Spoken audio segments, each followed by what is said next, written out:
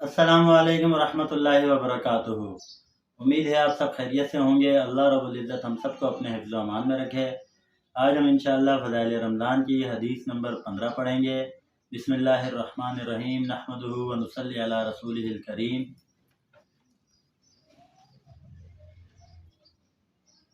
हज़रत उबादा रज़ियल्लाहु ताला अन्हु कहते हैं कि नबी करीम सल्लल्लाहु अलैहि वसल्लम इसलिए बाहर तशरीफ़ लाए ताकि हमें शब कदर की इत्ला फरमावें, मगर दो मुसलमानों में झगड़ा हो रहा था। हज़रत मोहम्मद सल्लल्लाहु अलैहि वसल्लम ने इरशाद फरमाया कि मैं इसलिए आया था कि तुम्हें शब कदर की खबर दूं, मगर फ़लाँ शख्सों में झगड़ा हो रहा था जिसकी वजह से इसकी तयन उठा ली गई। क्या बईद है कि ये उठा लेना अल्लाह के इल्म में बेहतर हो, लिहाजा अब इस रात को 9वीं और 7वीं और 5वीं रात में तलाश करो।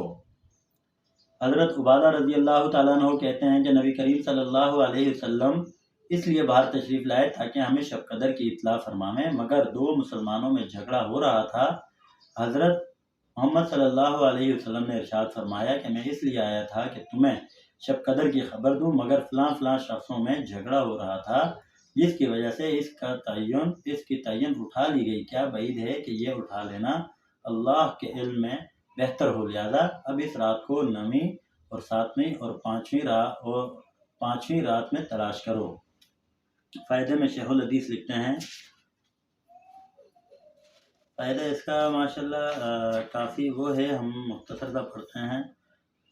बहरहाल शब कदर एक हो या दो, हर शख्स को अपनी हिम्मत व वुसअत के मुवाफिक तमाम साल इसकी तलाश में सही करना चाहिए। ना हो सके तो रमज़ान भर जुस्तजू चाहिए, रमज़ान भर में जुस्तजू चाहिए। अगर ये भी मुश्किल हो तो अशरा आखिर को गनीमत समझना चाहिए। इतना भी ना हो सके तो अशरा आखिर की ताक रातों को हाथ से न जाने देना चाहिए। और अगर खुदा न खास्ता ये भी ना हो सके तो 27वीं शब को तो बहरहाल गनीमत बारदा समझना ही चाहिए। अगर ताईद इज़्ज़ती शामिल हाल है और किसी खुश नसीब को मैसर हो जाए तो फिर तमाम दुनिया की नेमतें, इस राहतें इसके मुकाबले में हीच हैं। लेकिन अगर मैसर ना भी हो तब भी अजर से खाली नहीं। बिलखसूस मगरिब इशा की नमाज जमात से मस्जिद में अदा करने का एहतमाम तो हर शख्स को तमाम साल बहुत ही ज़रूरी होना चाहिए कि अगर खुशकिस्मती से शब कदर की रात में ये दो नमाजें जमात से मैसर हो जाएं तो किस कदर बाजमात नमाजों का सवाब मिलेगा। अल्लाह का किस कदर बड़ा इनाम है कि किसी दीनी काम में अगर कोशिश की जावे तो कामयाब ना होने की सूरत में भी इस कोशिश का अजर ज़रूर मिलता है। लेकिन इसके बावजूद कितने हिम्मत वाले हैं जो दीन के दर पे हैं, दीन के लिए मरते हैं, कोशिशें करते हैं और इसके बिलमुकाबिल एराज दुनियावे में कोशिश के बाद अगर नतीजा मुरतब ना हो तो वो कोशिश बेकार और ज़ाया। लेकिन इस पर भी कितने लोग हैं कि दुनियावी एराज और बेकार लघु अमूर के हासिल करने के लिए जान और माल दोनों के बर्बाद करते हैं। बस मेरे मोहतरम भाइयों दोस्तों बुजुर्गों, जो पढ़ा जो सुना, अल्लाह रब्बुल इज़्ज़त हम सबको इस पर अमल करने की तौफीक अता फरमाए और इसकी दूसरों को दावत देने की तौफीक अता फरमाए। इंशाअल्लाह रमज़ान का आज